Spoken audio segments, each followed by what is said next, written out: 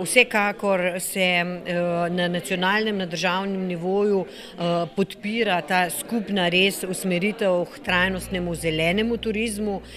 Tako je Slovenija tudi prepoznana že, lahko rečem, kar po svetu. V strategijo smo zapisali, da bo Slovenija postala zelena, aktivna, zdrava destinacija za 5-zvezdična doživetja, kar pomeni, potrebno bo biti še boljši, bolj kakovostnejši, dobro storitev in večjo dodano vrednost. Krajinski park Goričko je nedvomno destinacija, ki ji pritiče ta oblika turizma. Gre za turizem, ki je naravi prijazen, ki spodbuja lokalno prebivalstvo oziroma ponudbo lokalnega prebivalstva, lokalno predelavo hrane in vse, kar se pač na tem prostoru nudi. In ker je Goričko kulturna krajina in je tudi seveda zelo zelena, je naravnost naročeno, da se ta razvoj turizma v takšni obliki, butični obliki, bi rekli, začne tukaj razvijati. Seveda nekaj ga je že na voljo.